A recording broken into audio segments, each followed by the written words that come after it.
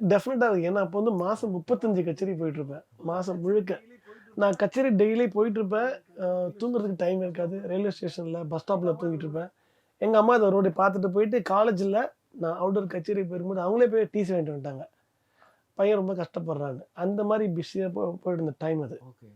So அப்போது பயங்கர busy. இப்போ வந்து எப்போ ஒன்று தான் நடக்குது ஷோஸ்லாம். ஓகே. மாதம் மேபி ஒரு 4 5 நடக்கும். ம், ம்.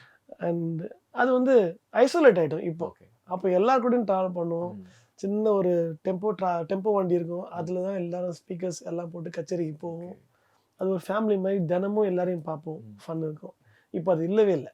இப்போ தனிமைப்படுத்தப்பட்டிருக்கோம். ஓகே. நீங்களும் ஒரு கம்போசர். ஒரு கம்போசர் அண்ட் சிங்கர்.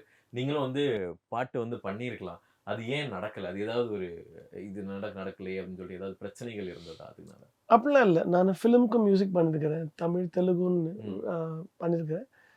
ஆனால் அந்த சாங்ஸே நிறைய பேசப்படலை. ம். பெருசாக பேசப்படலை. ம். மேபி நமக்கான டைம் இன்னும் வரல அப்படின்னு சொல்லிட்டு நான் வெயிட் பண்ணிட்டுருக்கேன். ப்ரொடக்ஷனில் இல்லாமல் இல்லை. நிறைய சாங்ஸ் கம்போஸ் பண்ணி வச்சுருக்கிறேன். ம். ம். பிளான்ல இருக்குது. But I am waiting for the right time to launch the songs. Okay.